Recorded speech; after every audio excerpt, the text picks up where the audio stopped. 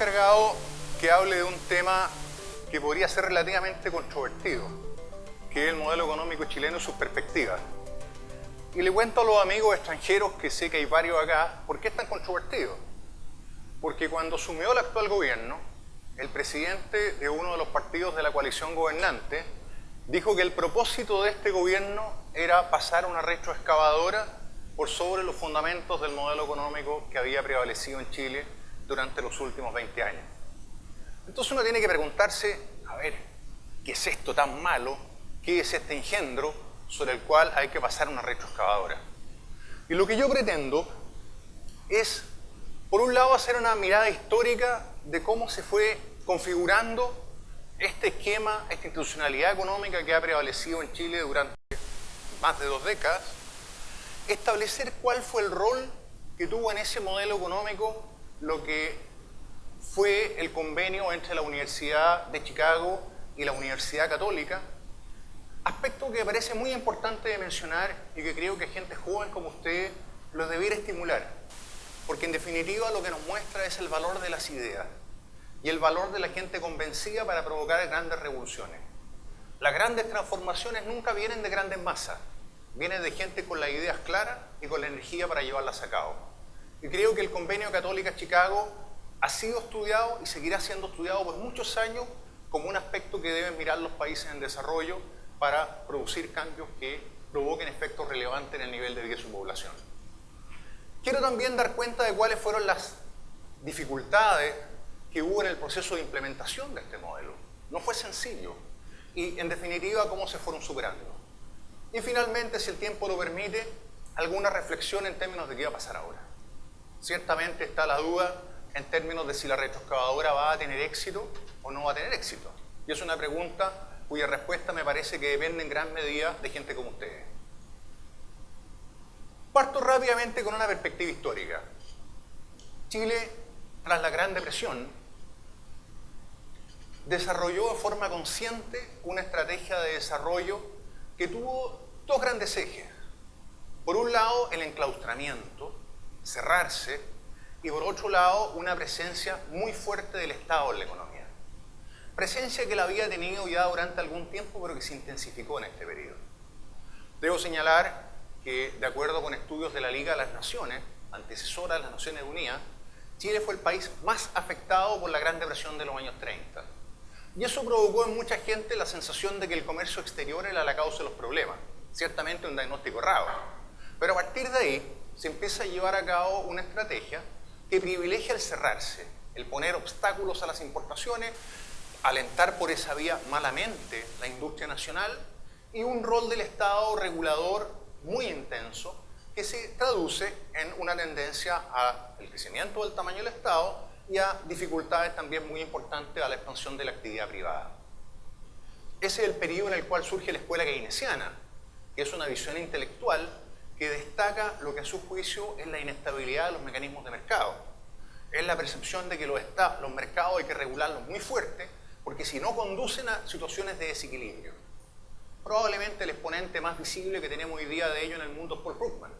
Cada vez que ustedes se encuentran en la prensa con un artículo de Paul Krugman, como ayer en el diario, siempre está señalando que los mercados son inestables, que hay que regularlos, que hay dificultades. Bueno, esa era la visión que más o menos se estaba planteando en forma muy fuerte tras la Gran Depresión y tras la aparición de la teoría general postulada por el gran economista inglés John Maynard Keynes.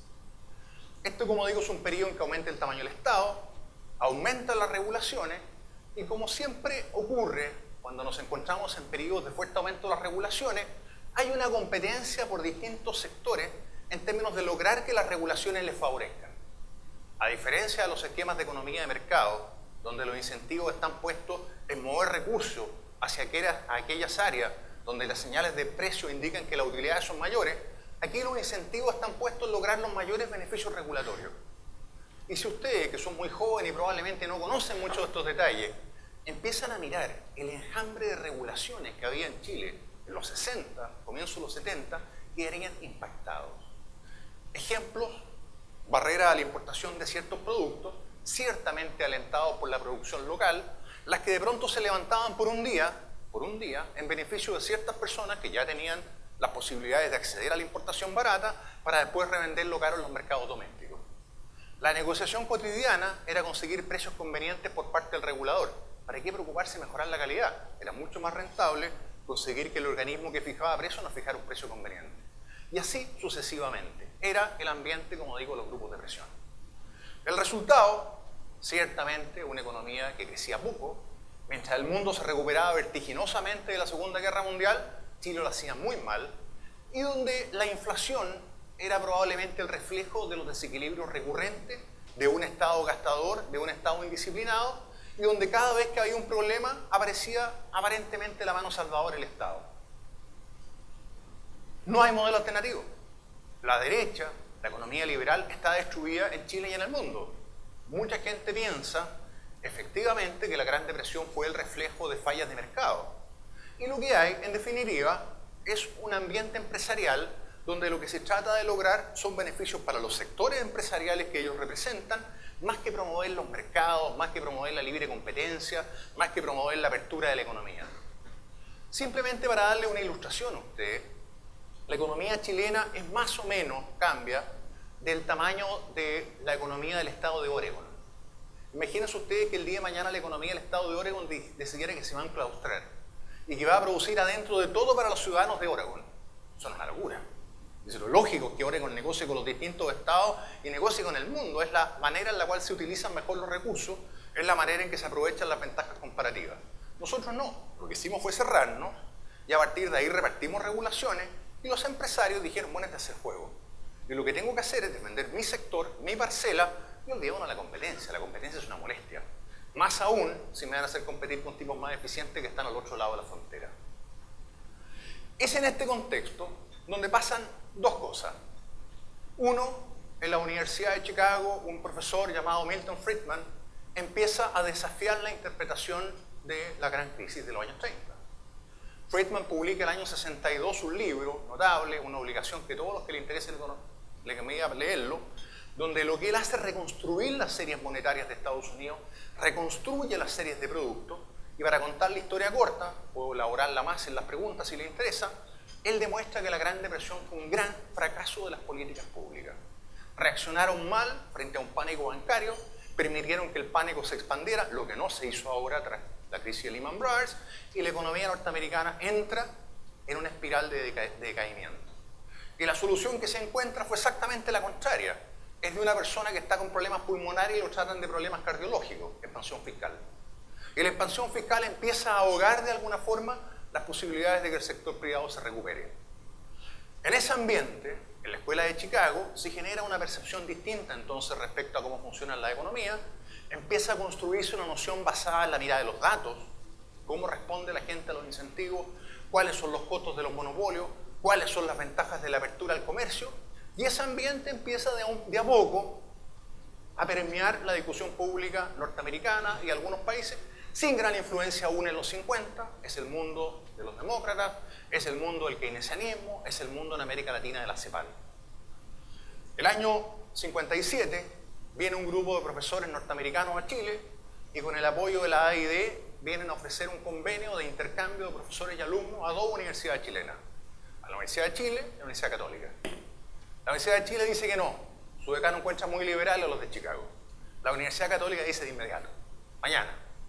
Y mandan primero a estudiar un grupito chico. Parte en el año 58, 6 personas. El 57, otro grupo. Bueno, esa gente vuelve a Chile y empieza a enseñarle a grupos más reducidos que ustedes que los mercados funcionan de cierta manera, que lo que se demoniza como la búsqueda de utilidad es el propósito de cada persona de lograr estar mejor. Y es lo que hace todo el mundo en todas partes, que las economías abiertas funcionan mejor que las economías cerradas, y ese grupito empieza a crecer, se empieza a generar un ambiente distinto, al menos en ciertas esferas intelectuales, que aún no permea la gran discusión de políticas públicas, pero está ahí. El año 70 se presenta la primera oportunidad de que estas ideas se traspasen al debate de políticas públicas y elección presidencial en Chile. Pero los grupos vinculados al candidato más de derecha consideran de que esto no es muy atractivo, esto de bajar aranceles, reducir el tamaño del Estado. Se había creado toda nuestra clase dirigente en la idea de que la solución de los problemas públicos pasaba por el involucramiento del gobierno y del gasto público, y este grupo queda marginado, fuera. 9 del minuto. Pero en ese momento se produce el resultado ciertamente llamativo de que el candidato ganador, lejos de mirar las ideas de Chicago, está mirando a Cuba y empieza a implementarse una revolución muy profunda en nuestro país que va en la línea de intensificar todo lo que se había visto antes. Más Estado, más regulaciones, más inhibiciones sobre la actividad privada. Y eso genera ciertamente dificultades porque todos sabemos que el socialismo tiene costos. Que lo que ellos predicen, que es lograr una sociedad que funcione sin incentivos, donde la mano visible del Estado logra los mismos resultados que la mano invisible de cada persona, no es posible, no es verdad. Eso empieza a generar malos resultados económicos y además una tendencia al quiebre institucional. Porque el socialismo involucra desafiar el derecho de propiedad, el socialismo involucra en definitiva ir permeando la libertad para elegir de las personas y eso en definitiva lleva a un quiebre institucional. Quiebre institucional que al igual que ocurrió en otros países de la región se traduce en un golpe de Estado el año 73. Se plantea para los militares la tarea de ordenar el país, aspecto que se vincula a aspectos de seguridad, aspectos políticos por aspectos económicos. Y aquí hay una parte muy interesante de la historia. Mucha gente dice, bueno, llegaron los militares, detrás llegaron los Chicago y transformaron este país en la dirección que conocimos después. Eso no es así. Llegaron los militares, se preocuparon del orden público, pero no había plan económico. Cuando uno lee los libros de historia, descubre de que aquí había distintos grupos tratando de generar un movimiento en fuerzas, en direcciones contrarias en política económica. Había un grupo vinculado al ejército que quería una especie de Estado fuerte, con una economía relativamente cerrada y que era más o menos mantener lo que había prevalecido en Chile por mucho tiempo, pero con más disciplina, sin caer en la hiperinflación. La aviación, hasta donde se señala, no tenía una postura muy propia, estaba expectante en términos de lo que ocurría ahí, y la Armada efectivamente había recibido durante algún tiempo informes de este grupo de profesores de la Escuela de Economía de la Católica que le decían reiteradamente que el país debía cambiar de rumbo, que había que ser una economía abierta, que había que dejar los precios libres, que el rumbo de Chile era hasta ahí un rumbo fallido y que había que moverse en dirección contraria y se habla en ese momento de la experiencia exitosa que había en Alemania, de lo que estaba pasando en los tigres asiáticos, etcétera, etcétera. Y la discusión ocurre durante el año 73, no pasa nada. El año 74 tampoco pasa nada porque un precio del cobre un poquito más alto permite apagar las discusiones hasta que el año 75, como les voy a mostrar a ustedes, viene una gran caída del precio del cobre tras el primer shock petrolero. Cuando se crea la OPEP, se decide subir el precio del petróleo, se paraliza la actividad económica e industrial en el mundo y eso provoca una caída del precio del cobre. Y ahí los militares se encuentran frente a un problema muy grave, porque resulta de que la caída del precio del cobre deja al fisco sin recursos, la situación política de Chile no permitía conseguir financiamiento de otros países y lo que había que hacer era hacer un ajuste interno, no había ninguna alternativa. Y el único grupo que tenía un plan económico coherente para enfrentarlo era el Grupo Chicago. Hay toda una historia en términos de cómo se produjo esta discusión, pero en definitiva fue la fuerza y la circunstancia que llevó a optar por un camino, dado que los otros caminos simplemente se cerraron. Y este grupo, jóvenes como ustedes, con la convicción de que hay ideas que funcionan, tenía el trabajo hecho, estaba listo. Y en ese momento, que lo voy a resumir en algunas cifras acá, es donde empieza a generarse el cambio en la historia de Chile. Algunos datos, a algunos les gustarán los datos, los van a encontrar en la presentación. Ahí tenemos como el 61 y el 70 tenemos un crecimiento del PIB relativamente modesto, al lado de lo que genera este gobierno nos parece estupendo, pero es relativamente modesto al lado de lo que estaba pasando en el mundo. Una inflación de torno al 30%, déficit fiscal de 1,8, un promedio de ese periodo. El déficit fiscal empieza a subir. Primer año de la Unidad Popular sube de 1 a 15, estamos pareciéndonos a Grecia. Después sube a 25%. Y el año 73, cuando viene el golpe militar, un 30%. Si ustedes le suman a eso a las empresas públicas, 50%. O sea, de cada peso que se gastaba en el país, un 50% de emisión monetaria. Y eso genera una inflación que sube ya de un nivel alto de 27 en promedio, 28, 255 y 600. 600 con precios fijos. La inflación sin precios fijos, la inflación de mercado negro, era en torno a 1000. Bueno, si me salto un par de láminas, llego al año 75, y ustedes pueden ver que los términos de intercambio, para los que no son economistas, el precio de nuestras exportaciones partido por el precio de nuestras importaciones, o sea, nuestro ingreso partido por lo que tenemos que comprar, se nos cae violentamente. Esa caída es en torno al 50%. O sea, no hemos tenido desde entonces algo parecido y desde la Gran Depresión no teníamos algo parecido. Cae a la mitad los términos de intercambio. Entonces ahí realmente no había más alternativa que hacer un ajuste, amarrarse los pantalones bien firmes y tratar de superar esta crisis. ¿Qué es lo que hacen los Chicago? Parten con un ajuste de gasto brutal, no había alternativa, no era una discusión política. Hay situaciones en las cuales el médico no puede entrar en disquisiciones filosóficas sobre la calidad de vida del apéndice de una persona, hay que cortarlo ya. Si está en crisis hay que cortarlo, hay que ordenarlo, hay que bajar aranceles, hay que hacer cosas para que el país vuelva a vitalizarse. Y se empieza a implementar este vilipendiado modelo que, en resumen, yo diría que uno puede resumirlo en esas 4 ideas. Uso preferente del mercado para asignar recursos. Nosotros creemos que las personas, buscando su propio interés, buscando dónde les conviene comprar y qué es lo que les conviene comprar, lo van a hacer mejor que el gobierno decidiendo qué es lo que tienen que consumir y dónde tienen que consumirlo. Rol subsidiario del Estado, exactamente lo contrario de lo que está pasando hoy día. El Estado debe hacer aquello que el sector privado no puede hacer, no lo que el sector privado puede hacer. Hoy día veía el diario en la mañana que este gobierno va a tomar la decisión de construir y poseer departamentos para arrendarlo y por esa vía incursionar en el mercado inmobiliario. Es una locura. Es una locura. O sea, si hay problemas de vivienda, como diría mi desaparecido profesor Álvaro Bardón, es porque hay un Ministerio de Vivienda, no porque falten privados interesados a los precios correctos de producir vivienda. Ahora nos vamos a dedicar a eso. Preocuparnos de la política social, bien focalizada. Lo primero que hizo el Grupo Chicago fue crear el mapa de la extrema pobreza, porque dijo una política social eficiente, que empareje la cancha, no que busque la equidad, que busque la igualdad de oportunidades, es aquella que se genera a partir de una identificación de dónde están los pobres. Porque si paramos el voleo, no le vamos a aceptar a los grupos objetivos. Si vemos dónde están los pobres y tratamos de que los recursos vayan a ellos, la política social va a ser eficiente. Y no salimos de este esquema donde el que más gritaba, el que tenía más capacidad de presión, era el que tenía más beneficio desde el punto de vista del apoyo de las políticas públicas.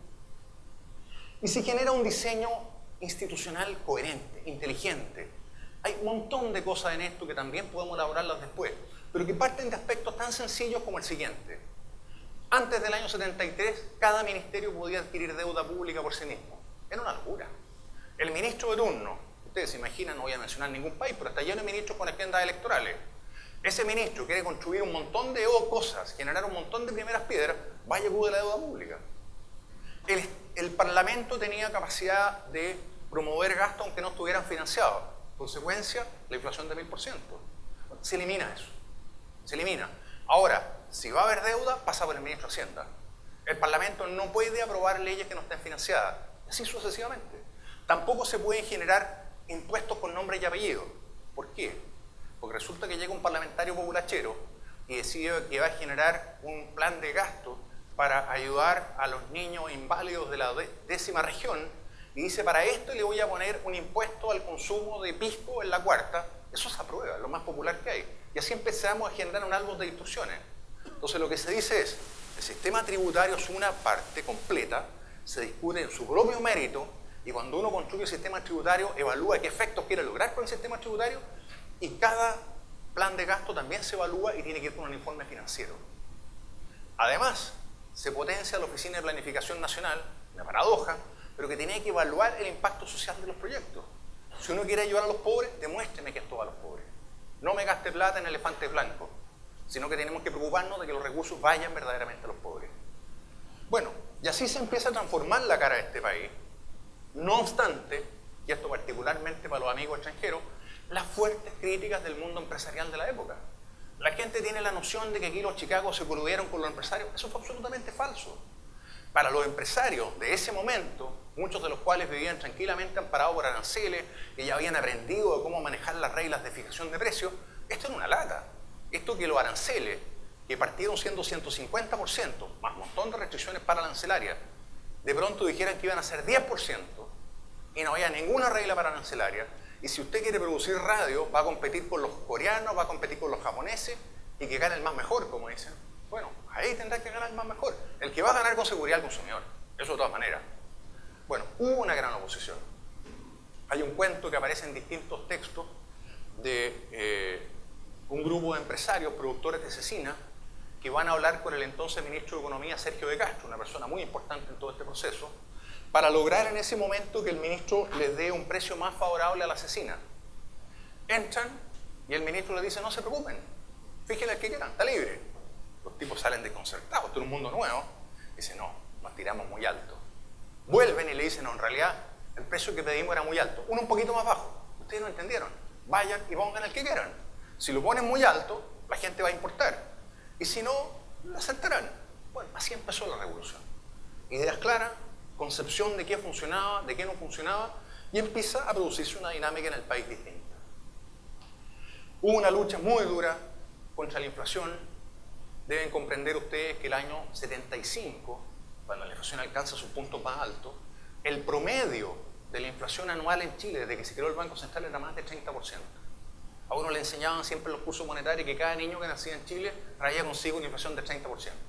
O sea, era una economía muy indexada, donde la inflación estaba incorporada en todos los contratos de precio, estaban todos los contratos salariales, y pagar eso era muy complicado. Se genera además la dificultad de liberalizar el mercado financiero. Y aquí hay algo que nos pasó en su minuto y que le ha pasado a muchas economías de Europa Oriental que también han intentado liberalizar los mercados financieros. Es un learning by doing, un aprender cómo funciona complicado. Yo recuerdo siendo estudiante que me impactó mucho unas declaraciones que alguna vez leí de un gran profesor americano que decía que Chile iba a tener problemas si seguían prevaleciendo en Chile tasas de interés real en torno al 30%. Para nosotros no es normal. Decíamos, esta economía está creciendo bien, una tasa real de 30%, bueno, no sé si será 30, si será 20, será 10, pero parecía algo normal. Bueno, tuvimos problemas, efectivamente. Nadie dijo que este proceso tuvo exentos problemas. Problema que se trató de abordar por la vía de la fijación del tipo cambio. Las altas tasas de interés parecían estar ahogando la inversión, estaban aparentemente ahogando las posibilidades de crecimiento, y se genera a nivel de los economistas, la discusión técnica, la percepción de que el gran problema que había en este país era el riesgo cambiario. Claro, en un país de esta parte del mundo el tipo de cambio solo subía. Entonces, si uno quería bajar las tasas de interés para que hubiera más inversión, permitiendo que vinieran recursos del resto del mundo, el empresario decía, estupendo, las tasas afuera son más bajas, muy bueno, pero ¿y si devalúan? Porque yo tengo que pagar dólares al final. Entonces, lo que hay en definitiva es que la tasa de interés doméstica es la internacional más la expectativa de evaluación. Si esto es muy alto, no traigo plata, no invierto. Entonces ahí se resuelve fijar el tipo de cambio. Experiencia que ocurrió en Chile, que ocurrió en Argentina, que ocurrió en Uruguay, que ocurrió en Brasil, que ocurrió en un montón de partes. Bueno,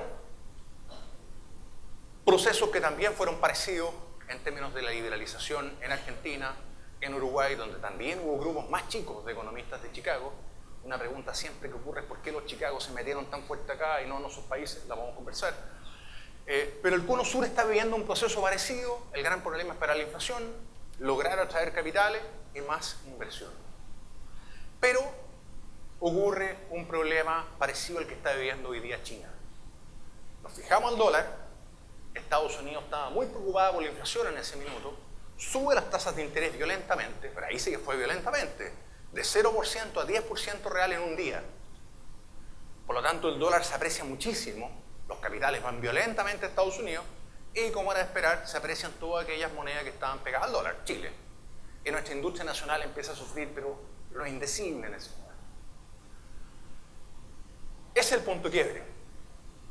Es un punto de quiebre porque el ajuste que se plantea en ese caso, la necesidad de competir con una moneda que se está haciendo cada vez más cara, con un mundo que está paralizado por las dificultades de la economía norteamericana, llevan a un fuerte cuestionamiento del modelo. No obstante que hayan gobiernos militares en la zona, es muy cuestionado. Argentina en esta crisis cambia de rumbo y lo cambia radicalmente. O sea, de ir en la dirección de una economía de mercado se va al plan austral, los amigos argentinos se acordarán, que es simplemente volver a lo anterior pero recargado. Brasil se mueve al plan cruzado, que es lo mismo, y en Chile se produce lo que en alguna oportunidad el presidente Pinochet llamó un juego de piernas. Parece que nos vamos al modelo antiguo, se suben los aranceles, aumenta el tamaño del Estado, pero eso, para suerte nuestra, no funcionó. Al cabo de un año no funcionó. Y llega donde yo creo que sí se juega la experiencia chilena, lo que llamo la experiencia de los Chicago 2.0, liderado por Hernán Vigi. O sea, tuvimos la suerte que en esta desviación que hubo el año 84, donde frente al cuestionamiento general, porque se fijó el tipo de cambio, porque vino crisis, porque quebraron empresas del sector financiero, toda América Latina se mueve de vuelta al socialismo, nuestra experiencia socialista fue muy corta, porque rápidamente afloraron problemas de balance de pago, la inflación empezó a subir y lo que hasta ahora parecía creíble, vuelve a ser creíble, que es el modelo de economía de Chicago. Yo creo que esta experiencia de los Chicago 2.0, que encabeza un no Chicago, que es Nambije, es muy interesante, porque lo que hace Nambije es un modelo de Chicago recargado. Baja impuestos, una cosa increíble. Yo les puedo contar que en una discusión, en mi época en el Banco Central, respecto a cómo se aborda la estrategia frente al Fondo Monetario, en un país cuya deuda era un 100% del producto, 100% del producto, donde las empresas estaban realmente hasta el cogote por la deuda que tenían, estaban las empresas, donde había cuestionamiento hacia el modelo de economía de mercado. Hernán Vige da un golpe a la mesa en una discusión y dice, mientras yo sea ministro en este país no se van a subir nunca los impuestos. Lo que vamos a hacer es un modelo de economía de mercado. Vamos a bajar los aranceles, vamos a crear las condiciones para que haya más empleo y vamos a lograr las condiciones para que este país crezca. Pero tenemos que ser más eficientes, que el primero que va a ser eficiente es el sector público. En ese momento el desempleo en Chile era 25%. Y yo todavía encuentro los artículos de los amigos de Cieplan que estaban anticipando la catástrofe que no llegó, cómo Chile se iba a demorar muchas décadas en bajar el desempleo. Se demoró 4 años en bajarlo de 25 a 5. Simplemente creciendo, generando los espacios para la expansión del sector privado, generando los espacios para que hubiera esta tan mal utilizada palabra del lucro, llamemos la búsqueda del propio beneficio, para que hubiera soluciones de mercado para el problema de la deuda. Se le dijo a los privados, ¿quieren? ¿Ustedes tienen deuda? Perfecto. Le vamos a crear las condiciones para que esa deuda la transformen en capital. Vengan. Y se genera un ambiente virtuoso que lleva rápidamente a cambiar el perfil sobre la base de volver sobre la receta que ya había funcionado.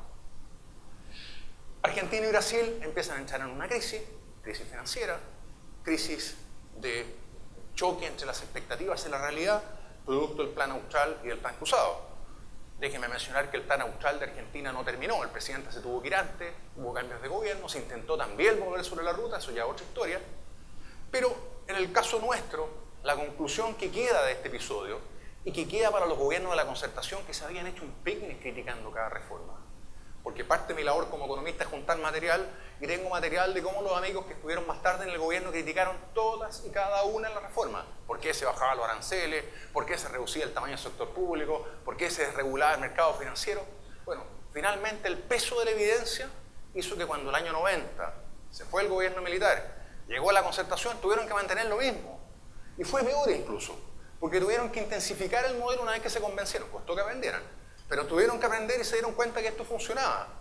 Llegamos al punto de que tuvimos un presidente socialista, que está muy de moda hoy día, que privatizó puertos y carreteras, donde tuvimos a ministros de ese gobierno que los aranceles, que se criticó que como los Chicago, tan obstusos, tan duros, los querían llevar a 10%, los llevaron a 4%, y el país crecía. Llegó el minuto en que en Chile empezamos a creer nuestra historia de Fukuyama del fin de la historia. Se demostró. O sea, una economía de mercado con democracia, una democracia ordenada, no una democracia desordenada como la que teníamos antes, funcionaba. El riesgo país baja sus mínimos y somos la estrella de la región. Felices. Las generaciones futuras pueden vivir felices para adelante. Pero lamentablemente no es el fin de la historia. Un par de números. Simplemente para ilustrarlo. El crecimiento del primer periodo de reforma 7.3, viene la crisis, caemos 14, cae todo el mundo, caemos muy fuerte. El 83, la crisis se acentúa. Aquí Pinochet piensa que los Chicago ya no funcionó esto, gira hacia otra perspectiva, pero se le desordenan las cuentas fiscales. Antes teníamos un cuadro fiscal que estaba tendiendo a ordenarse, ya estamos con un déficit complicado. Las cuentas externas, para los que no son economistas, lo que hay ahí es el déficit en cuenta corriente, es la tasa a la cual se endeuda un país. Déficit en cuenta corriente es la tasa a la cual se endeuda un país dividido por el producto. Típicamente un país puede endeudarse en función de cuánto crece. Si crece al 7, si el ingreso de una persona crece al 7, se considera que es prudente que no se endeude más del 3%. Chile el año 84 estaba creciendo en torno al 4 y endeudándose al 10. Eso no cuadraba.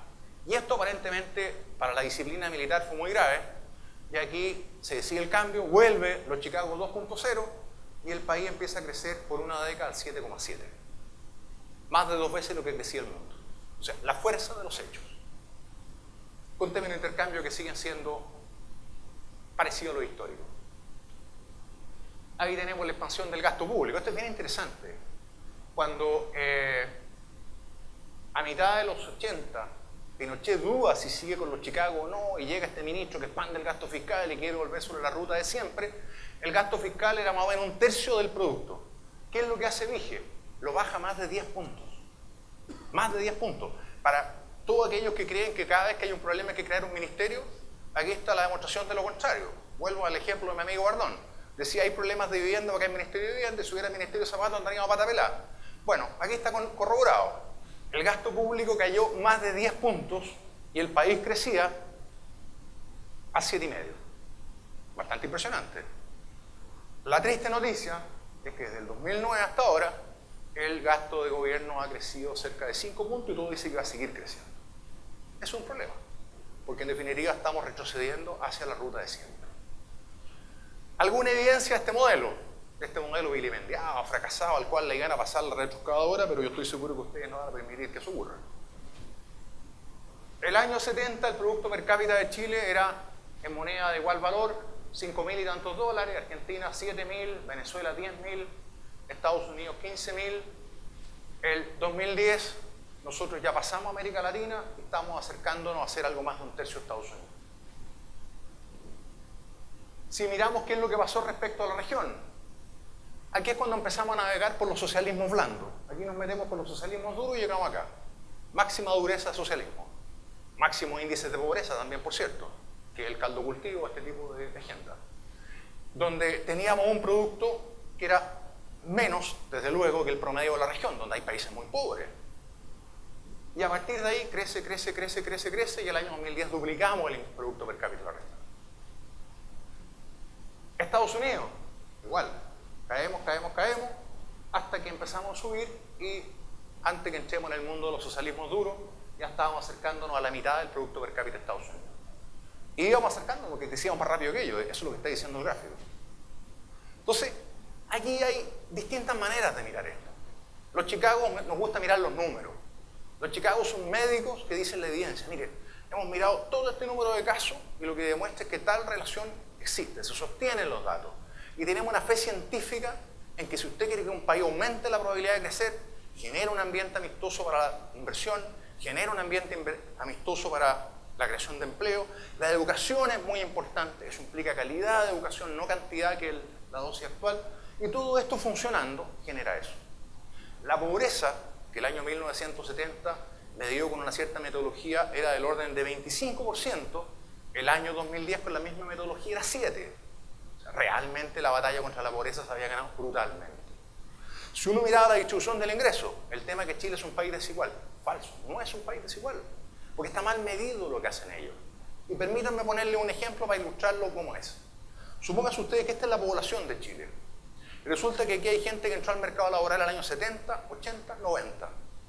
Si yo tomo el promedio, los de 70 tienen una situación de ingreso que depende de la realidad educacional que vieron en los 70. Los 80 y los 90 los 90. Si yo quiero ver el impacto de las políticas públicas, veamos qué está pasando con ese grupo sobre el cual he tenido impacto en las políticas públicas. Y todo lo que muestra la evaluación de cohortes es que la distribución del ingreso está mejorando. Si vamos a mirar por qué algunos países aumenta la desigualdad, Estados Unidos efectivamente aumenta la desigualdad. Hay dos razones muy importantes y poderosas. La primera, el impacto de la caída del muro de Berlín. ¿Cómo así?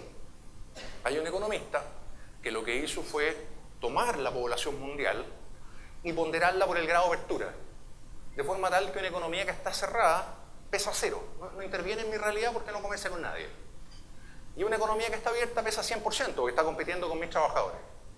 Entonces lo que dice es, cuando cayó el muro de Berlín, cuando se abrió China, cuando se abrió la Unión Soviética y un montón de economías, lo que hubo para mis trabajadores fue una competencia brutal que antes no estaba. Y ese cuento que probablemente muchos de ustedes vieron, de ese juguetito chino que competía con el juguetito chileno, es un trabajador chino que competía con un trabajador chileno. Y lo que este profesor demuestra es que si uno ajusta por grado de apertura la población mundial, es como que la fuerza de trabajo se hubiera duplicado entre el año 94 y el año 2000. Duplicado. ¿Dónde se duplicó? En los trabajadores de baja calificación. Por lo tanto, lo que había que esperar ahí era evidentemente un cierto deterioro que había que enfrentarlo con buenas políticas públicas. La segunda causa del deterioro en algunos países, como en Estados Unidos, la pueden encontrar en un paper de Kevin Murphy, profesor de Chicago, es fantástica. Dice, ¿qué es lo que muestra la evidencia de los últimos años? Que el premio por educarse, o sea, la rentabilidad privada de la educación, crece, crece, crece, crece. ¿Qué pasa en aquellos países donde la gran mayoría solamente tiene la opción de la educación pública, como quieren que sea en Chile? Bueno, esa educación pública no tiene el premio de la educación de calidad. Esa gente no accede a las grandes ligas, se queda abajo. Un grupito chico sí accede. Bueno, ahí la distribución del ingreso se hace desigual. ¿Qué es lo que hace una agenda pro igualdad verdadera? No aumenta el tamaño de la educación pública. Lo que hace es provocar un voucher para que la gente vaya a educarse en la educación privada. Ah, no, pero es que ahí el colegio de profesores no controla la educación. Y todos sabemos quién controla el colegio de profesores. Entonces, vamos a los datos. No hay que comprarse las consignas. Una cosa que es muy fuerte en Chicago, sigue los datos. Y los datos muestran esta realidad que yo les estoy contando. ¿Qué pasó entonces? Varios de los que estamos aquí nos ha tocado en distintas partes del mundo que uno cuenta hasta aquí la historia y dice, fantástico. O sea, los Chicago extraordinarios. Ya, ahora cuéntame qué pasó, porque usted parte en las clases de micro hablando que la gente es racional, que toma decisiones optimizadoras, y ahora explícame por qué los electores que estaban tan contentos yendo en un tren de alta velocidad se bajan a una carretera. Perdón por la expresión, pero bueno, yo no tengo una respuesta contundente. Voy a especular con 4 ideas. La primera es que hubo, de alguna manera, una ilusión en términos de lo que podía hacer este gobierno. El gobierno Bachelet 1.0 nunca desafió la dirección, ni el modelo, ni la institucionalidad como se vio que ha ocurrido ahora. Entonces mucha gente dijo, bueno, será lo mismo. Estará Velasco de nuevo, estará la gente que pone algún límite a las cosas que propone la izquierda más dura y por lo tanto será más de lo mismo. Error. Yo creo que tal vez por primera vez la letra chica sí tenía toda la información. Entonces el programa lo tenía, y la evidencia muestra que sí lo tiene. Y en este caso la expectativa adaptativa o la expectativa histórica no fueron racionales, no nos estaban contando realmente lo que pasaba. Lo segundo es un discurso flagelante de la derecha, que es lo que a mí me molesta un poco. Yo creo que durante el gobierno anterior se hicieron muchas cosas buenas, particularmente un esfuerzo muy sistemático, muy importante por usar mejor los recursos de los contribuyentes, por poner disciplina, pero se generó en los partidos de derecha un discurso autoflagelante. La percepción de que los empresarios estaban simplemente en esquilmar a los consumidores. Y eso lo vimos en distintas iniciativas. A mí personalmente me tocó ser presidente de una comisión que iba a revisar la legislación antimonopolio y me encontraba con pavor de que había gente que quería colgar personas en la plaza. Decía, pero estás loco, o sea, de verdad lo que hay acá es una realidad donde al haber más progreso, más gente accede a más bienes, al acceder a más bienes hay mercados que crecen y obviamente lo que tiene que haber es más información, obviamente las malas prácticas deben ser sancionadas, pero no nos engañemos. Aquí lo que hay es un progreso generalizado. O sea, es cuestión de tomar un registro, puede ser una tesis para algunos de ustedes, en Policía Internacional les pueden dar los datos de cuánta gente está viajando fuera de Chile, pueden sacarlo por RUT, cuánta gente nueva, o sea, no es el mismo gran empresario que viaja tantas veces, cuánta gente está viajando, consumo durable, importaciones de autos, este es otro país. No, el discurso era que el modelo se había hecho abusivo, de que había que condenar las prácticas abusivas, salió el cuento de los pollos, salió el cuento de la farmacia. Respecto a los dos tengo mi aprensión en los fallos concretos, pero a partir de ahí se generó el piso para decir, ah, no, si ellos están diciendo de que el modelo es abusivo, que el modelo es injusto, ¿qué nos han dicho a nosotros? Entremos, por favor. Cuando el discurso hubiera sido contrario. El discurso tendría que haber sido más gente progresa, más gente quiere educación de calidad. Efectivamente, en el área de la educación había mucho que hacer, pero mi perspectiva es porque el mercado no estaba funcionando. Y no estaba funcionando por culpa de quién, por culpa del gobierno. Esa es la realidad de las cosas. Pero en fin, también puedo andar ese tema. La crisis financiera global. La crisis financiera global generó un cuestionamiento a la economía de mercado. Ya voy a poner un ejemplo con el cual voy a terminar esta presentación.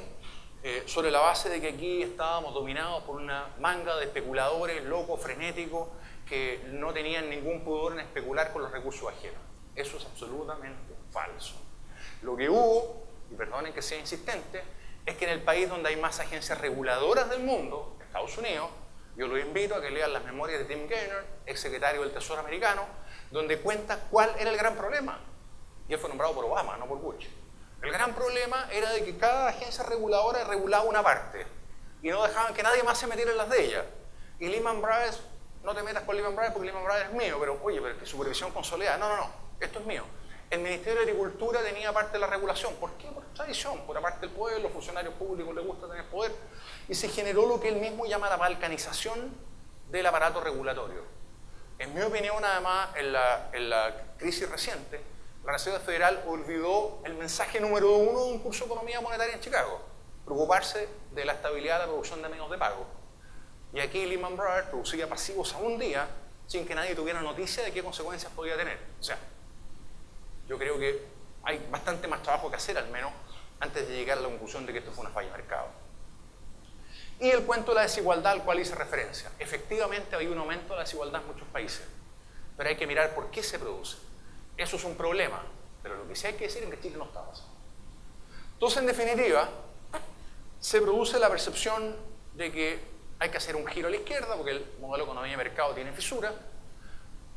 Parte importante de nuestros líderes de opinión consideran de que sí, que en realidad aquí hay que perfeccionar esto, que tiene que aumentar el gasto de gobierno. Alguien me decía que estamos creando un ministerio o una subsecretaría al año. Yo creo que es el mejor síntoma de que estamos en el camino incorrecto. Y la conclusión que uno obtiene de acá, y que me estimula ver tanta gente joven, es que se requiere una generación Chicago 3.0, un nuevo Reagan, una nueva Thatcher o la mezcla de los anteriores, si queremos de verdad pegar el salto rápido al progreso. Creo que la agenda que nos está planteando la nueva mayoría es verdaderamente revolucionaria, pero en el sentido de deshacer lo que se ha hecho. Y eso es un aspecto que es importante tomar en cuenta. Aquí es tanta la cantidad de información que nos están dando que a veces uno pierde la perspectiva.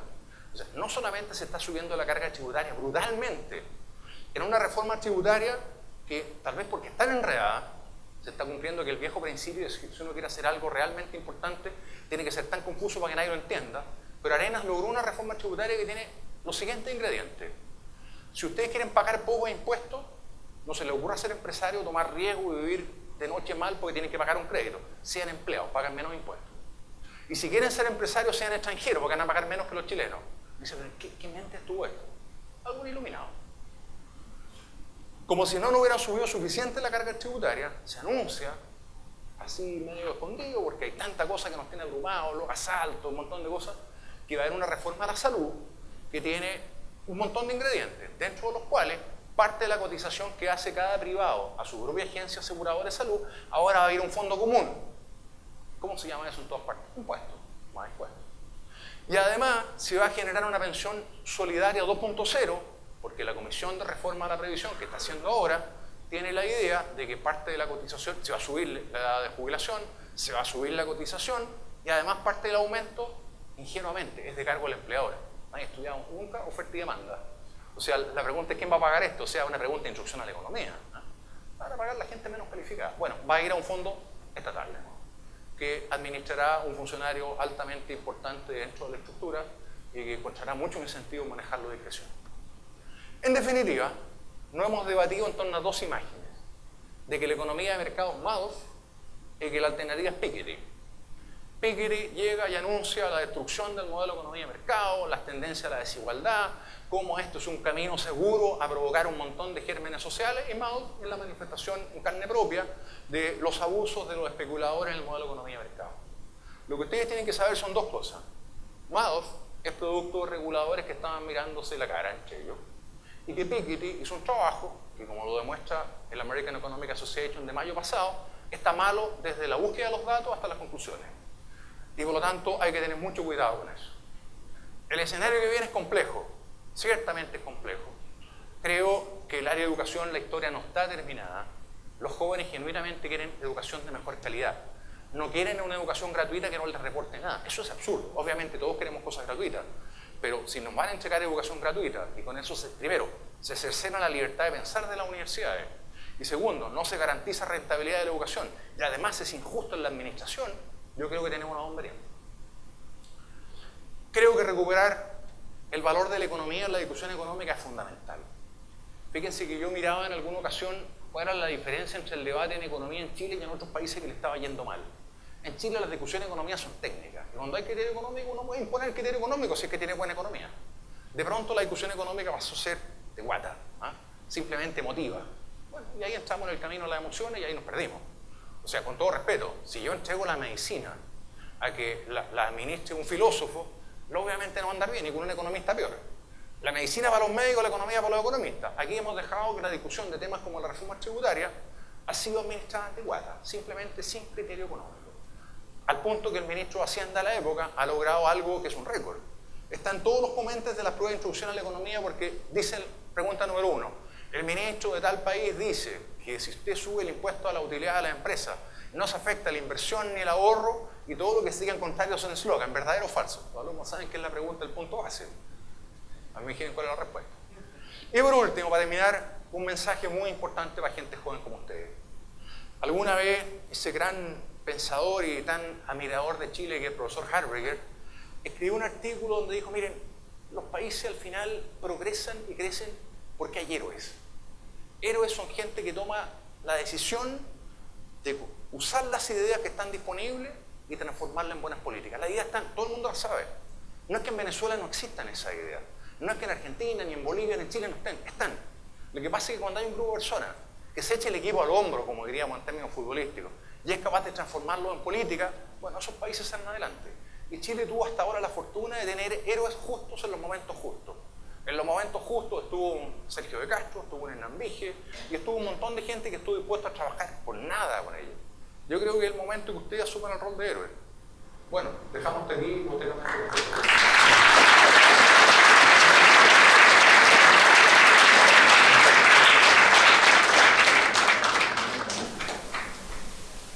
Mi nombre es Moisés de Chile.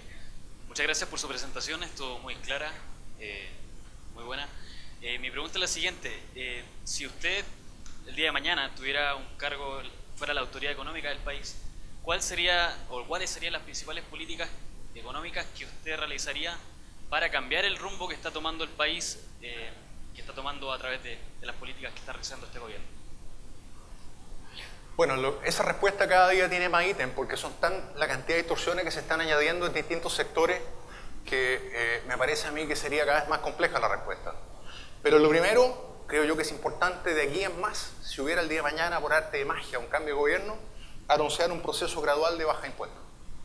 Yo creo que si tú quieres que vengan capitales, venga tecnología, venga inversión, hay que ir a tasas de impuestos que hagan atractivo traer los capitales a Chile, no que se vayan. Ahí el país crece más y hay más recursos para invertir. Fíjate tú que todo el plan del actual gobierno está hecho sobre la base de subir 3 puntos la carga tributaria global, que es mucha plata, porque en Chile la gente que paga impuestos es muy poca al final. 3 puntos mucho. Y que no obstante ello el crecimiento producto va a ser 5. Ya sabemos que no estamos llegando al 2,5. Yo te aseguro que anuncias un proceso progresivo de reforma a la reforma y con baja la carga tributaria el país empieza a crecer más. Segundo, y para no extenderme, creo que hay que ir en forma agresiva a un esquema de vouchers en la educación y en la salud. En el sentido de que a la gente más bajos recursos hay que darle la libertad para elegir. No puede ser que la libertad para elegir sea privilegio alguno. Hoy día lo que se está haciendo es un gran monopolio de la educación pública. Yo creo, y lo planteé así en una columna, de que la Fiscalía Antimonopolio debería decir algo. Porque ahora o es pública, para la gente más vulnerable. Yo creo que lo que debe lograrse es que haya libertad para elegir. Y eso vale para la salud. La salud es nuestra futura gran bomba de tiempo. Porque lo que se está haciendo es meterle recursos, meterle distorsiones, pero la estructura de incentivos no está funcionando. Y si además ahora quieren erosionar la salud privada, creo que el escenario va a estar mucho más complicado. Buenas tardes, profesor. En primer lugar, quisiera decirle que soy estudiante de Derecho, así que si cualquier cosa de que tenga algún problema con concepto económico, quiero que me perdone. No voy a poner nota hoy día. Bueno, muchos han hablado de que quieren derribar el modelo, o sea, que quieren hacer una asamblea constituyente precisamente porque la Constitución creen que está garantizado un modelo que en este caso ellos llaman neoliberal. Lo que yo aprendí en la universidad, en Derecho Económico, es que existen tres tipos de modelos: el modelo monetarista, modelo de economía social de mercado y el modelo keynesiano. Entonces, mi pregunta va: ¿qué se entiende por modelo? Porque en la Constitución muchos plantean que no hay un modelo expreso consagrado. Incluso el fiscal del Banco Central de aquella época, en la comisión de estudio, creo que era Roberto Guerrero, planteaba que no debería consagrarse un modelo precisamente porque tendríamos que estar cambiando la Constitución cada 10 años.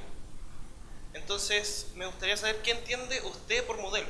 O sea, un modelo monetarista, un modelo de economía social de mercado, hay políticas keynesianas. ¿Qué es el chileno? Sí, perfecto. A ver, se mezclan cosas distintas. O sea, cuando se habla de modelo monetarista, lo que se habla es de un enfoque para parar la inflación. Cuando se habla de modelo keynesiano, se habla de un enfoque para estabilizar la economía puesta a ciclo. Yo creo que eso no está en discusión, y eso no es un tema importante. No tengo duda que si la retroexcavadora sigue funcionando, el día de mañana el objetivo va a ser la ley del Banco Central, no tengo dudas de ello. Pero lo que en definitiva se está desafiando acá es el derecho de propiedad. Yo creo que cuando aparece esta idea, impulsada por el señor Atria, de que tienen que aparecer los derechos sociales, cuando tú planteas que algo es un derecho social, estás metiendo por la puerta echada al Estado.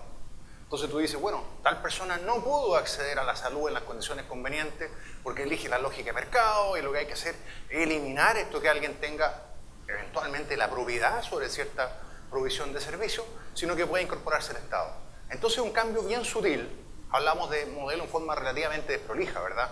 Pero aquí estamos hablando de una noción donde la propiedad privada está garantizada a una donde no lo está y donde aparece algo relativamente difuso como los derechos sociales. Entonces, bajo el pretexto de que hay sectores que no tienen acceso, por ejemplo, a la salud o a la educación, tú siempre tienes la puerta abierta para que el Estado aparezca, todos sabemos que no lo va a lograr, en comillas, a proveer esos servicios. Ese es en definitiva el gran juego que hay detrás. Francisco, te quería preguntar que es muy famoso hablar hoy en día, sobre el malvado sistema de chorreo que se gestó por los Chicago Boys, que yo encuentro que no es un sistema, en verdad un efecto que es más bien positivo, más que negativo, y que fue como el gran una vez me lo explicó, mi papá me lo explicó como que fue como el milagro, digamos, como el efecto que en un principio como Chile estaba en crisis con esta reforma económica que trajeron ustedes. Entonces fue el primer efecto del sistema de chorreo, que ahí empezó como a funcionar, empezó como la economía empezó como a armarse, digamos. ¿Podrías explicarlo tú mejor y decirme si estoy equivocado? No sé. A ver, hay una cosa que ciertamente nos supera a la izquierda abrumadoramente, que es la capacidad que tiene para ponerle nombre a las cosas de forma tal de que lo que es bueno parezca malo. Eso es mágico, ¿no? Un ejemplo es lucro, donde es notable porque se dice no queremos lucro en las universidades, pero los mismos que dicen no queremos lucro en las universidades están compitiendo por un profesor y le ofrecen precio de mercado para que se vaya a su universidad. ¿Ah? Lo he visto en autoridades de la Universidad de Chile. No, si estamos contratando. Oye, pero ese profesor está lucrando, porque está pidiendo un retorno a su esfuerzo equivalente a la competencia. Bueno, el que invierte recursos también pide retorno al... Otro el chorreo. El chorreo parece como una cosa, como que se están tirando las migajas de la mesa, en medio del ejemplo bíblico. No es así. Yo diría que lo que ellos llaman chorreo es el efecto del crecimiento diseminado en la sociedad. Eso es. O sea, si a una empresa le va bien y aparece otra que quiere hacer lo mismo, se va a requerir más trabajadores. Y esos trabajadores resulta que van a empezar a ser más escasos. Y nos encontramos situaciones, por ejemplo, la que hubo hace un par de años, donde simplemente no había albañiles para la gran minería y hubo que venir a buscarlo a Santiago, eso eran los puestos de construcción. Tú podrías decir chorreo, no, displicente. Yo te preguntaría inmediatamente cuál es la alternativa, que venga el Estado y le regale la plata, imagino que eso no es chorreo. Pero es parte virtuosa de un modelo que progresa y hace que todos los recursos empiezan a ser parte del progreso. Ahora, eso no significa de ninguna manera de que tú tengas que sentarte de brazos cruzados y decir no hay nada más que hacer. No, en absoluto. Nunca se dijo eso. O sea, el primero que habló de una política social eficiente fue Miguel Kast en el año 70. Y esa política dijo, a mira a los pobres. Hoy día los subsidios están yendo a gente que no los necesita. Y el ejemplo que usó Miguel en ese minuto fue la educación universitaria gratuita. Donde dijo, mire, está regalándole la matrícula universitaria a gente que tuvo el puntaje para entrar a la universidad. Esa gente típicamente vino de colegios buenos y por lo tanto no requería el subsidio. El subsidio lo tiene ese niño que jamás llegó a soñar con la universidad. Entonces fuiste impopular y focalizaste. Entonces, llámanlo algunos chorreos, yo lo llamo el efecto virtuoso del crecimiento, solo no alcanza, de ninguna manera. Requiere una política social efectiva, que es lo que no tenemos hoy día. Buenas tardes con todos, mi nombre es Aarón. Debo decirle en primer lugar que me ha gustado mucho escuchar su presentación, sobre todo porque la comparo con mi país y también hemos tenido una época muy dura y ahora ahí vamos por ahí. La cuestión es lo siguiente. Las actividades correspondientes a los servicios públicos son altamente reguladas. Por ejemplo, en el Perú, actividades de concentración verticales o horizontales en el sector eléctrico pasan por una comisión de libre competencia para ver si van o no. La consulta precisa es, aquí en Chile, o desde su punto de vista económico, ¿vale la pena regular mucho los servicios públicos, no regularlos o dejarlos que los privados decidan qué es lo mejor que hacer con los servicios públicos? Gracias. A ver, sí.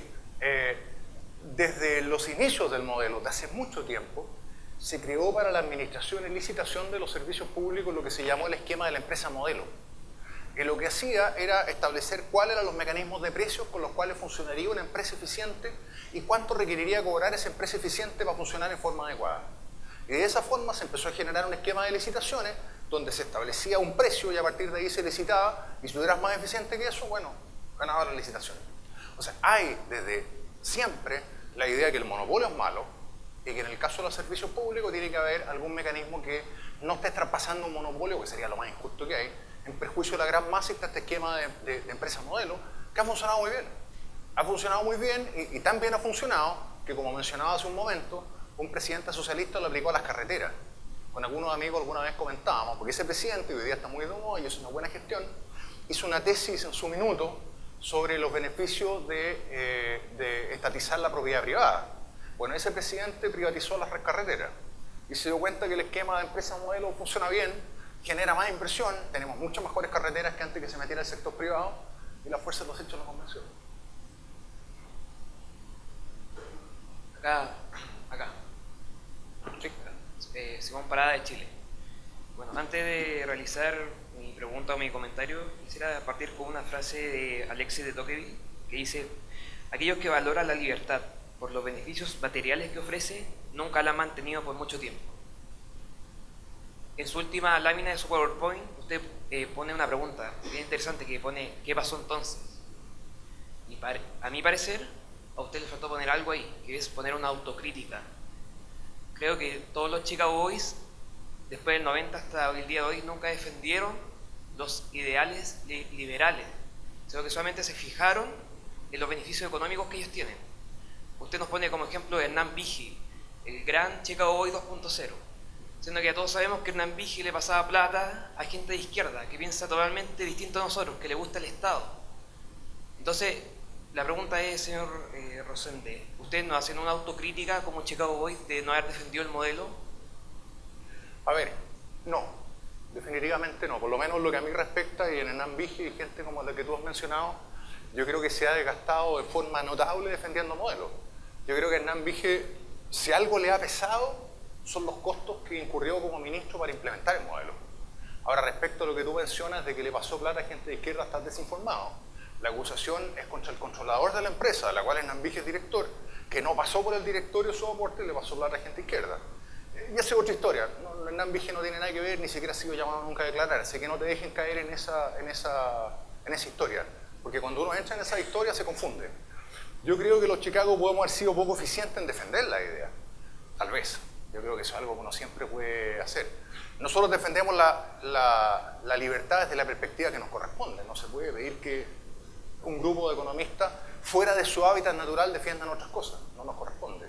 Pero yo creo que la defensa fue tan importante que llega un punto en que tú te das cuenta que en las encuestas de opinión pública la gente hoy día no le gusta este movimiento hacia el socialismo, rechaza la reforma tributaria, rechaza la reforma educacional. Yo creo que algo quedó, por lo tanto tan mal no se hizo. Yo creo que hay un tema que siempre nos ha pesado, que es la capacidad de vender ideas. La izquierda es mágica. No funciona el auto de ellos, pero te convencen que es fantástica. ¿Y cuándo lo hemos hecho bien? Cuando aparece un Ronald Reagan que con música celestial te muestra de que el camino es otro y lo hace bien. Y cuando aparece George Bush hijo, que quedó con una mala historia, pero llegó con un discurso muy nodoso.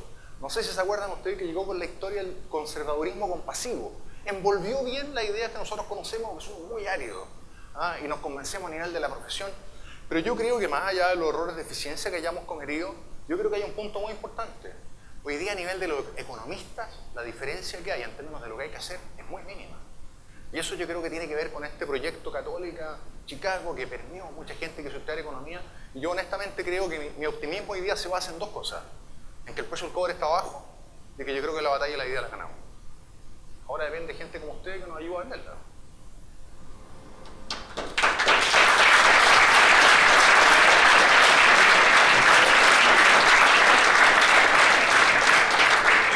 Buenas tardes, Felipe de Chile.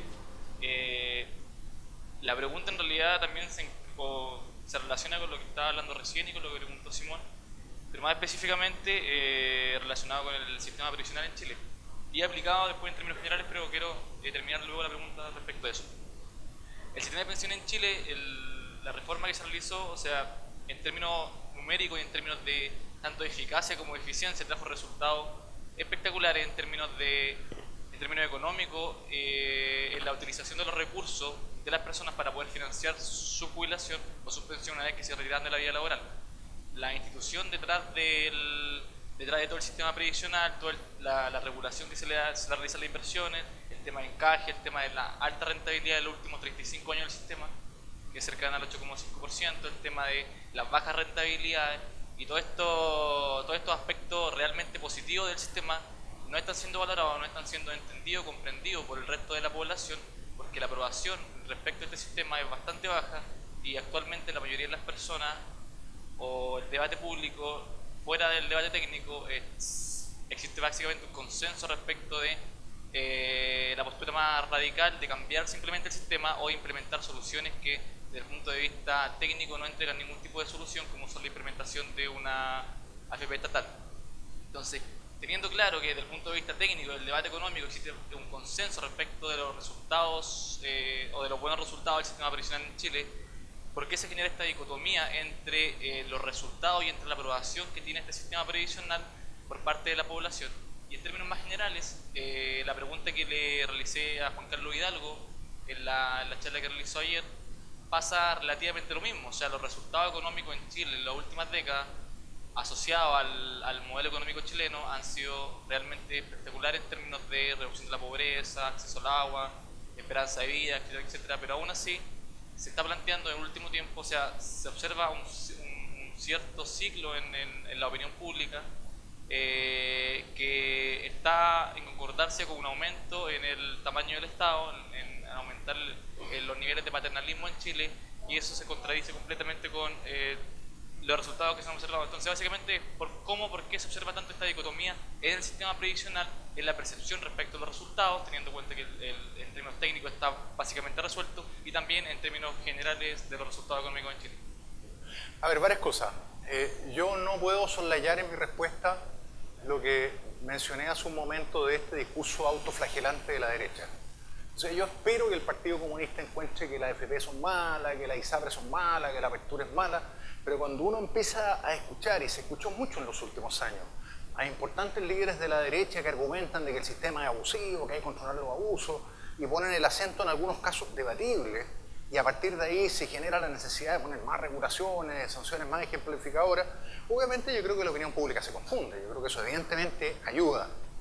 Me parece que en esto ha faltado más claridad en los líderes políticos. Vuelvo a la pregunta anterior. Los Chicago han sido súper porfiados, hemos sido tan porfiados que casi estamos fuera de mercado, digamos. En el sentido que tú abres una columna en Nambis y sabes lo que va a decir, no es de Chicago, entre paréntesis, pero se comporta como Chicago, por lo cual según Friedman es Chicago. Todo el grupo dice cosas bastante parecidas, ¿no? Pero yo creo que es importante que los liderazgos políticos se crean el cuento, porque si resulta que al final estamos hablando de hacer una reforma un poquito menos, yo creo que de verdad el camino era oponerse a la reforma tributaria. Habrían quedado fantásticos si es que hubieran seguido ese camino, porque hoy día habrían quedado solitos tratando de desarmar este desastre, pero sin embargo la respuesta es, bueno, se aprobó con unanimidad en el Congreso, ¿no? ¿Te fijas? Ahora, respecto al tema de la AFP pasa algo parecido. Yo creo que el sistema de AFP ha funcionado muy bien, pero existe en Chile este discurso latente de que la política social va a tener que apoyar a las pensiones, y eso genera de que sea una práctica bastante habitual de que hayan personas que no cotizan por un periodo largo de tiempo, se generan lagunas previsionales y finalmente la pensión es baja. Ahora, evidentemente lo que hay que hacer es generar más competencia, de alguna forma apoyarlo con una pensión solidaria y eficaz, no tengo ninguna duda de ello, pero en definitiva no tengo una visión tan crítica en términos de que la gente lo encuentre malo. Hay un discurso político que es malo, porque fíjate tú en un pequeño detalle, desde el punto de vista de los recursos, el botín que representa el fondo de la AFP a cualquier gobierno es fantástico. Y en Argentina se hicieron cargo rápidamente de ello y otros países también, y no tengo duda que dentro de las almas que coexisten en la nueva mayoría, más de alguna de estar diciendo este botín no lo podemos perder. Profesor, ¿otra pregunta? Sí. Acá. ¿No será estas vacilaciones que hay en los políticos de la llamada derecha en lo económico, no será una consecuencia de que no hay cierto un orden sistemático en los principios que siguen estos políticos? ¿A qué voy? Que quizás se aplica mucho la idea del liberalismo en el lado económico, quizás empíricamente se han dado cuenta que es lo mejor, pero a la hora de pasarnos a lo social, a la hora de pasarnos a lo político, no está ese convencimiento, tanto en el sector. Entonces, por ejemplo, vemos un Piñera que aumenta el gasto público, un, no sé, diputados de incluso los movimientos más nuevos de nuestra alianza, que van por hacer un Estado más policial, donde el Estado tenga más facultades para restringir las libertades individuales, no sé, la detención por sospecha, dicen algunos, y así tantas cosas. Aparecen otros populistas como Sandón. Entonces, quizás es porque no hay un real convencimiento y en realidad no hay una derecha liberal en nuestro país, sino que hay sectores quizás conservadores, nacionalistas, que se han dado cuenta que aplicando políticas liberales en lo económico se consiguen buenos resultados, pero que luego vacilan en otros aspectos, y eso también te lleva a replantearte en el lado económico. Y en el lado económico uno después entonces ve que hay inconsecuencias, que hay pasos que se dan hacia atrás por los mismos que dirían ya no hacia adelante. ¿No cree que usted no cree que quizás es un poco de eso lo que se da? A ver, yo creo que hay una serie de cosas ahí. La primera, en el espíritu de reconocer las fallas que uno puede cometer, yo creo que tal vez los que creemos en el modelo, los que hemos estado en la discusión pública, no hemos sido suficientemente eficaces en permear a los nuevos líderes. Déjame contarte que hace un tiempo atrás un partido de oposición me invitó a hablar de la economía, yo no soy militante de ningún partido, sobre cómo veía las opciones de política económica en Chile, partido de derecha, y quedé espantado del discurso socialista que había. O sea, Chile era un país desigual, se requería más Estado. De verdad fue un paseo. Los argumentos se caían uno debajo de otro, eran súper fáciles, y me lo agradecieron después. Pero yo creo que tenemos que hacer un poco esa labor que Stigler llamaba el predicador.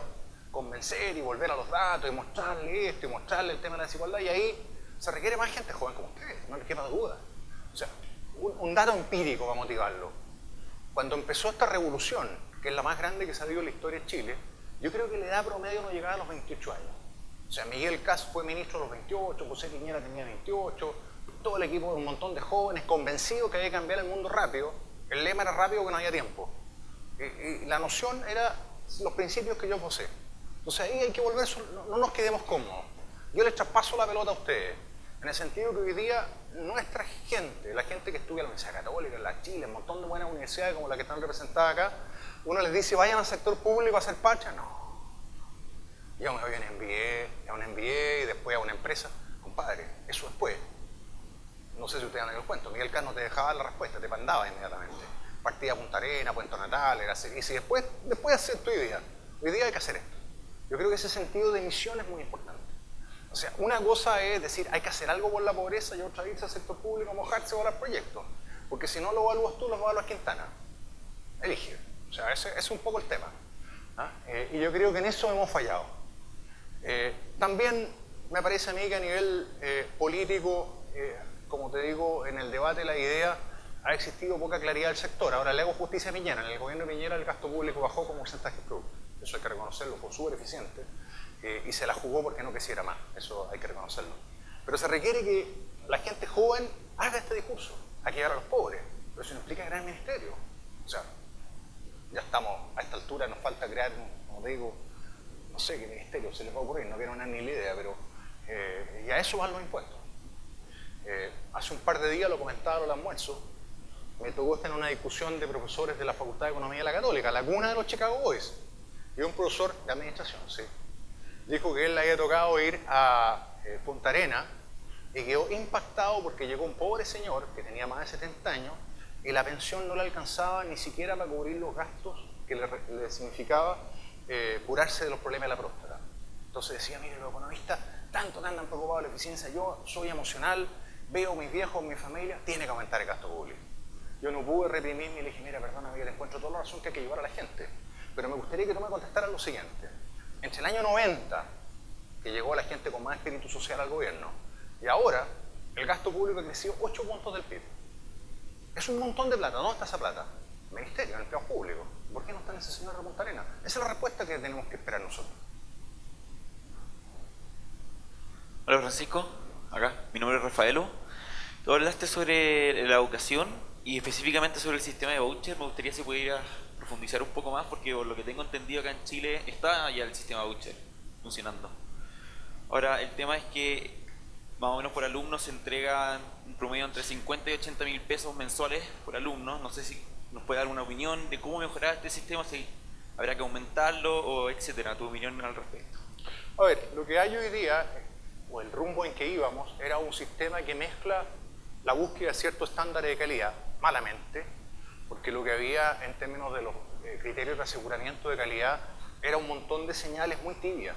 O sea, a la universidad y a las facultades se la evaluaba en términos de la métrica que ellos mismos se ponían. Entonces yo recuerdo alguna vez siendo decano, que el decano de otra facultad me contó que le tocó ir a evaluar a su par de la ARCIS, que la biblioteca de la ARCIS era un carrito donde llevaban los libros. Y decía, esto no es una universidad, pero obviamente hay que evaluarlo en función de la métrica que se dan y finalmente lograban ir aprobando.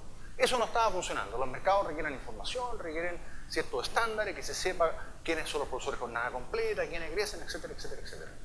Y por otro lado, se estaba yendo a un sistema que mezclaba créditos con becas, de forma tal de que si la universidad era buena, como uno esperaba que fuera un buen proyecto privado.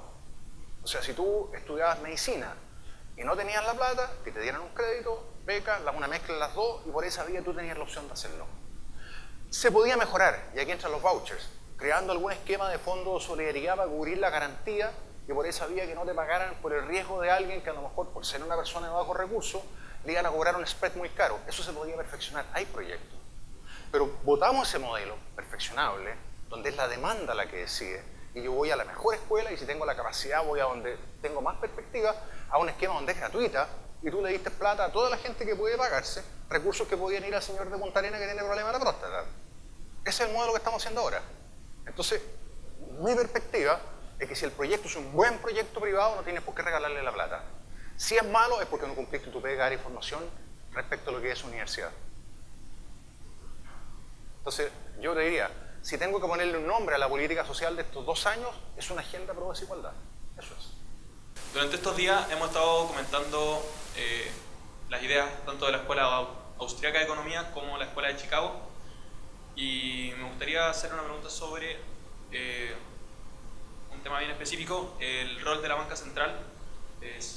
Dijeron que usted trabajó en el Banco Central y aparte siendo de la Escuela de Chicago, ¿cuál es, a su juicio, hay una necesidad de tener un banco central?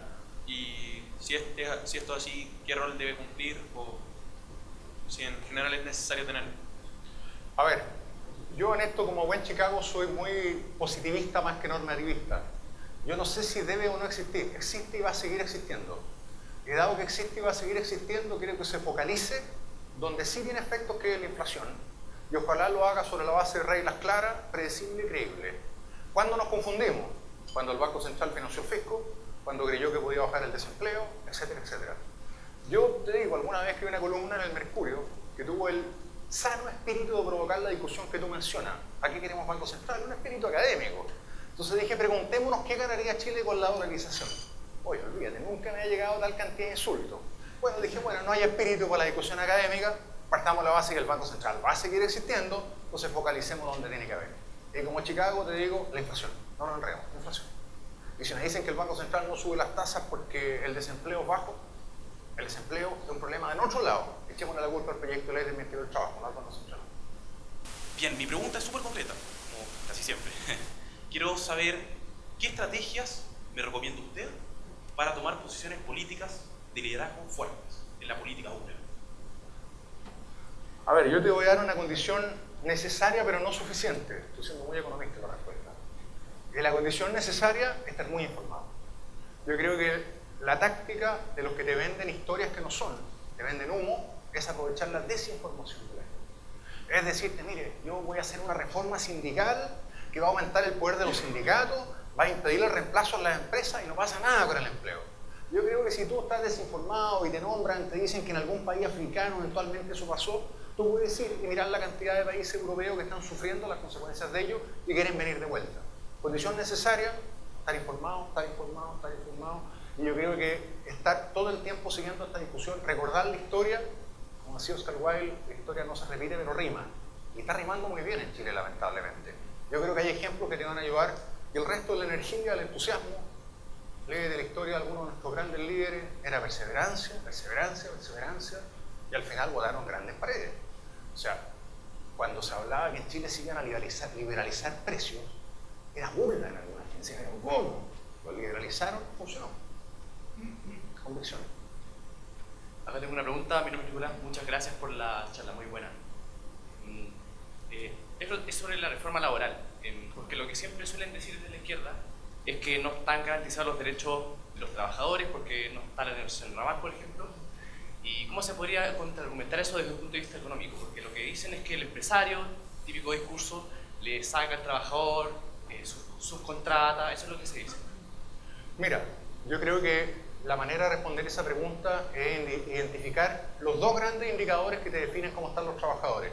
¿Qué pasa con el empleo y qué pasa con las remuneraciones? Y las dos han venido creciendo en forma incontenible. Entonces, cuando tú les das ese argumento, la señora ministra del Trabajo dice, no, pero esta reforma no es para crear empleo. Bueno, pero ¿para qué es lo que es entonces? Porque si tú planteas que tu objetivo número uno es la igualdad de oportunidades, la primera igualdad que tienes que buscar es la igualdad de acceso al empleo. Y el tipo que entra en condiciones más desiguales es ese joven con poca calificación, ese joven que viene en una situación familiar irregular, y ahora lo dejas fuera del mercado y tu agenda se llama Agenda Pro Igualdad. Fantástico. Entonces lo que te están tratando de vender en definitiva es una agenda pro sindicato, porque eso te aumenta la conflictividad, te aumenta el poder político de los que controlan los sindicatos y la historia, no sabemos. Y resulta que hay gente que está dispuesta a votar eso. Y sale de ahí y dice que estamos en la Agenda Pro Igualdad, por favor. Hola, mi nombre es Luis Mota, de Venezuela. Yo quería preguntar, en base a la realidad de mi país, bajo la óptica de la Escuela de Chicago, y qué política petrolera recomendaría la Escuela de Chicago a los petroestados, entendiendo que muchas veces el petróleo surge como un recurso natural que muchas veces es dañino si no se sabe controlar bien.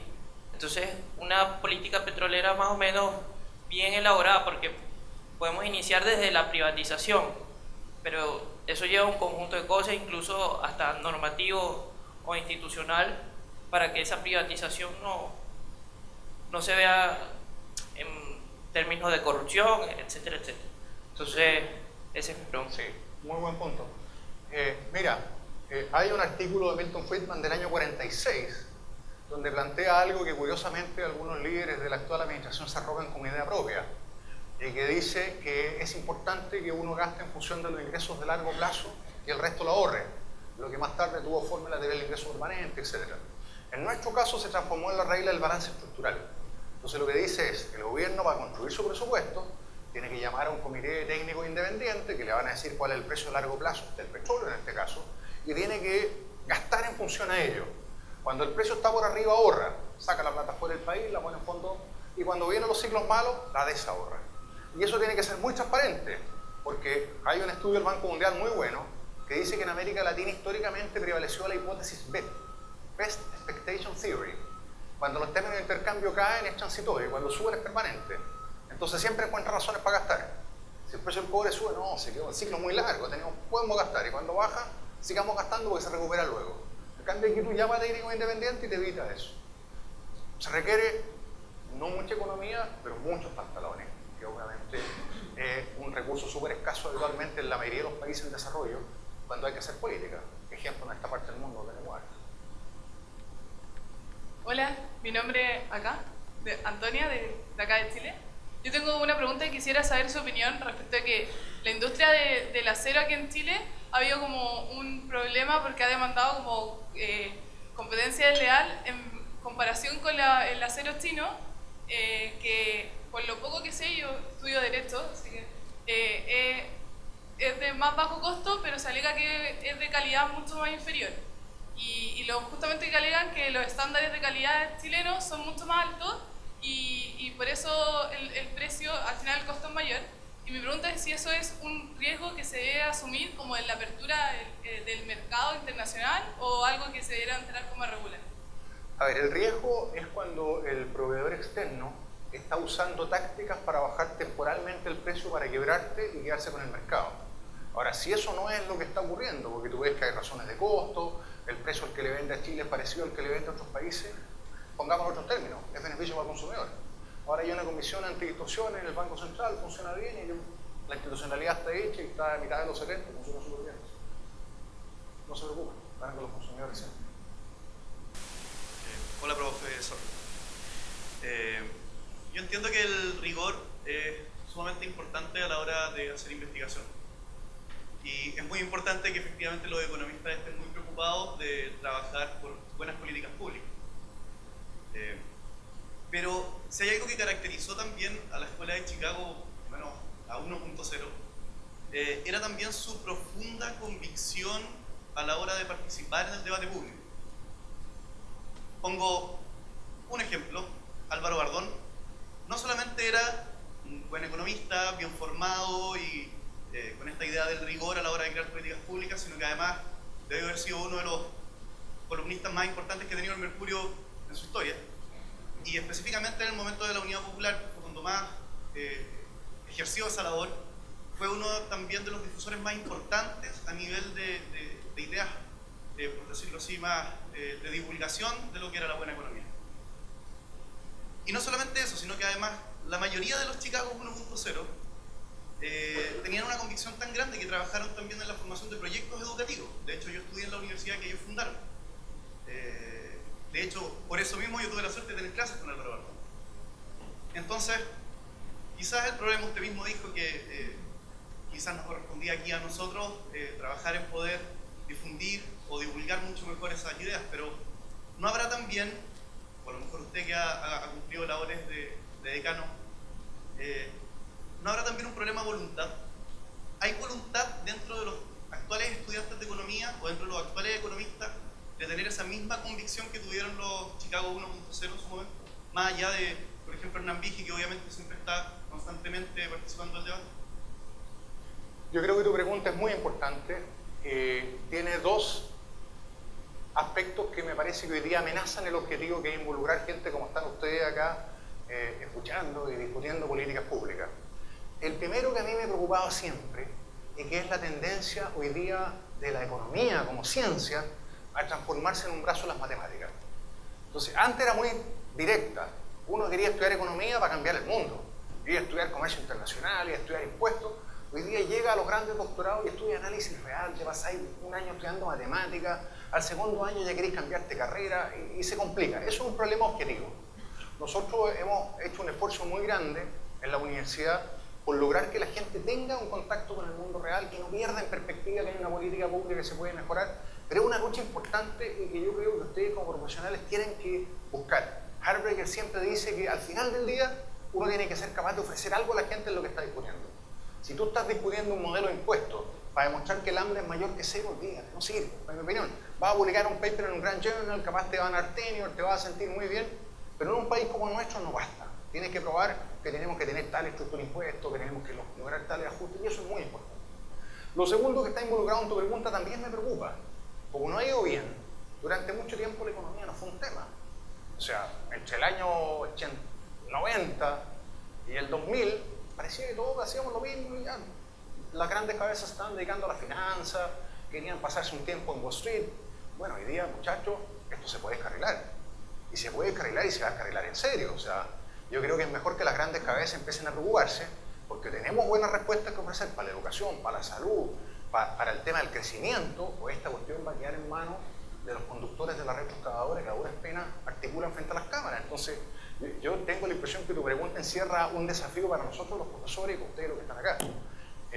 Yo te puedo contar que una de las cosas que hice como decano, no sé si con éxito o no, durante los 18 años que fui decano, una vez al año, invitaba a lo que yo llamo los founding fathers de la revolución, a almorzar con los mejores alumnos, que les contaran de primera mano cómo fue esto. Porque esa es tradicional, eso se tiene que ir transmitiendo. Bueno, preocúpense, lean los libros, vean lo que le costó a Rige, lo que le costó a De Castro. Hay películas, si afuera es una cosa admirada. La gente cree que fue fácil, fue súper difícil. O sea, hubo un momento realmente de quiebre en que esto se podía hacer desordenado, y hubo la convicción, la lealtad, gente que se jugó la vida en esto. O sea, yo no tengo ninguna duda de que Miguel casi se enfermó porque trabajaba 20 horas al día en esto y decía, esto es para mañana, o sea, no, Y vamos a hacer la mejor política de vivienda porque quiero que la vivienda llegue a los pobres, no que llegue al barrio alto. Y eso fue. Hay que recuperar esa mística porque después va a pasar mucho tiempo y es por las generaciones futuras que si no lo hacemos ahora, no lamentemos la suerte de otros países de la región. Bueno, con eso terminamos. Muchísimas gracias, profesor.